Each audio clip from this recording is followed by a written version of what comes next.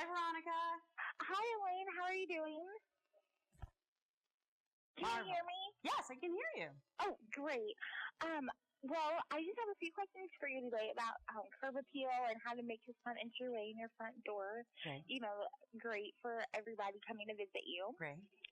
So I guess my first question is just, why is your front entryway so important to your home? To begin with, people are like, why bother? There are two reasons. Number one, my favorite, pure vanity. Your front facade is something that people see whether or not they actually make it into your house. So just for purely vanity reasons, you want it to look good for the nosy neighbors. Number two, financial. If you're trying to sell your house right now, Barbara Corcoran, real estate guru of America, says that people make their purchasing decision within minutes. Literally, it's like 5 minutes of seeing your house. So you want that love affair to begin the minute they pull up to the curb in their car. And a great front entrance sets that stage. Also, if you're not selling your house, you want something that's really warm and inviting and very beautiful, pleasing to your own eye to come home to that says home sweet home after the end of a hard day at work. So it's worth it. Now, you mentioned some financial reasons. Mm-hmm. Now, how much does doing your entryway, how does that return on investment when the economy turns around and people will be actually buying homes? Like, how does that affect it? It's one of the very few things. It's virtually 100% return on your investment because you have to invest so little money in the first place to fix up your front. There are four basic elements, and we've transformed a marvelous home down south to illustrate them. Number one, you want a dynamic front door. Your front door is the biggest piece of real estate for your front entrance, so you want something that's bold, that catches your eye immediately, that complements what's going on architecturally with the rest of your house. So here we took a door that was, it's a wonderful shape, nice style, but it was kind of stylistically blah. And we made it beautiful by painting it with 4 coats of marvelous blue cobalt color that's inspired by the great doors of Georgetown, land of the great brick rope house. And then we added, since it's a Georgian traditional, we added polished brass details, hardware. Hardware is really the bling. It's the diamond earrings of your front door. So you want numbers that can be seen from the curb, number one. So we have great, 4-inch numbers. They're $4 each at Lowe's. So that's super affordable. We added a kick plate in polished brass, absolutely shiny detail, gorgeous, $20. We added a wonderful knocker. You can have a knocker and a doorknob because it's just more eye candy. Doors are eye candy central. We transformed this door for $75. Another great area that people forget is lighting. Lighting makes a great stylistic statement. Our house had the lighting was nice. It certainly illuminated everything at night, but it didn't add anything stylistically during the day. We found at Lowe's, it's a brand called Portfolio, $20 each. Great wrought iron lanterns that add tons of style, look great during the day, and they're functional at night. After lighting, you always want to think about landscaping. Landscaping always gives you a great return on your investment if you can afford to fully landscape your front lawn. If you landscape your front lawn, it actually adds 15% approximately to the value of your home. Very few people can afford to do that right now. Secret is you don't have to. Strategically placed potted plants actually do the trick. I love ferns. Ferns are virtually hard to kill, and they're very economical. I found ferns at Lowe's for $10 each. We put them in marvelous metal pots. Now you want to have a cohesive statement and all of the metal pots on your front porch. People forget about that, so that's something you want to do too. Okay. Now, you mentioned as one of the basic elements, the front door and the shape and stuff. Does it matter when it comes to color of your front door? Like, should people stay away from red doors or, anything like that? Or what do you feel on the color of doors and that type of thing? There are 2 things that you want to consider when you're choosing the front door of your home. It's what style is your home? Also 3. What style is your home? What colors are the doors of the other homes around you, especially if they're all sort of similarly styled.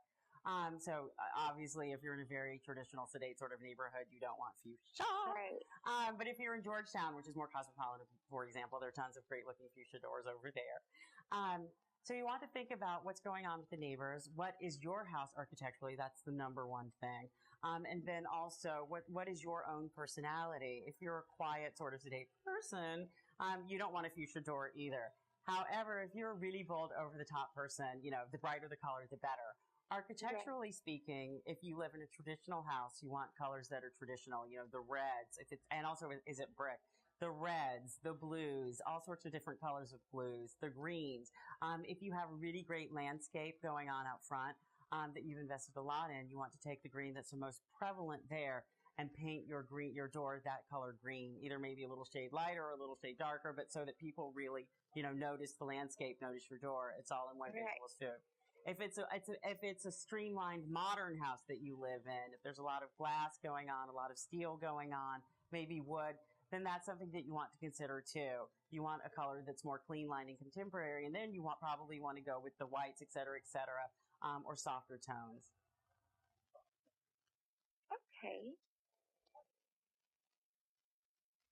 Now, what are a few key factors homeowners should consider before they decide to make over their front entryway? Before you decide to make over your front entryway, you really want to factor in how much time you want to devote to the project and how much money you want to devote to the project.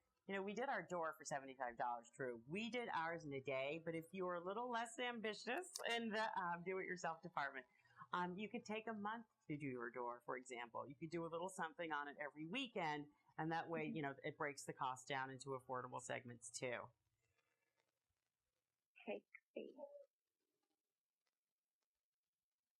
Now, what are a few cost-saving tips you have to help homeowners when they're doing a renovation of either their front entryway or their home in general? Right. Now more so than ever before, what things cost really, really matters. I'm a big fan of availing yourself of all of the free advice that you can before you start a project. When you go into stores like Lowe's, they actually have salespeople in each department that are, well educated, if not expert, in the department that they're in.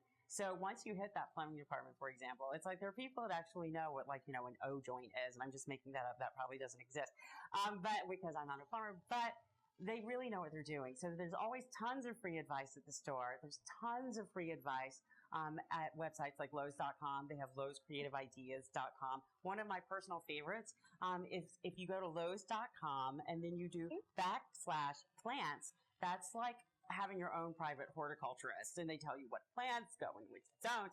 There's tons of free advice everywhere, and that's one of the greatest cost-saving things that you can do. And don't forget, when you spend like $75 at a store like Lowe's, that's like spending $10 million at Cartier. A gallon of paint is $25. So anything that you think that you can transform with paint is always an economical thing to do. Great. Okay, well, that is actually all I had for you.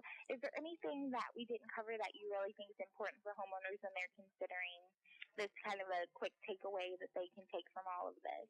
I don't want people to be intimidated because honestly, quite frankly, I think that sometimes people know that they should do something, but they're stymied about what to do first, and, can they actually do it? The secret is there's so much great advice out there. If you really pay attention and just ask a lot of questions, organize, what it is that you want to do, and break it down into approachable segments. It's actually very easy to do.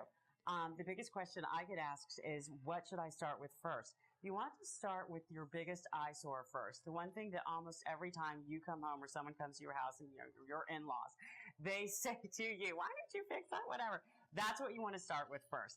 Right now might not be the greatest time to replace it. So if you can't replace it, you want to transform it cosmetically. And again, that's where like the paint stuff comes in. That's very easy to do. If you can't eliminate an eyesore, it just has to stay there because you can't replace it. You can't camouflage it either. You want to divert your eye from it. You want to distract. And you can do that very cleverly. Decorators do it all the time. You want to distract from the eyesore, divert it over to something that looks great, and you create a destination for your eye. So put some marvelous plants there, put outdoor furniture there, and maybe people will look over there, but then they'll be so distracted over here that they won't really spend so much time looking at the unlookable. Kind of a diversion tactic. I like that. It works. Great. Okay. Well, that is it that I have for you. And so thank you so much, Elaine, for taking the time to speak with me this morning. Thank you. All right. Talk to you soon. Take Bye-bye. care.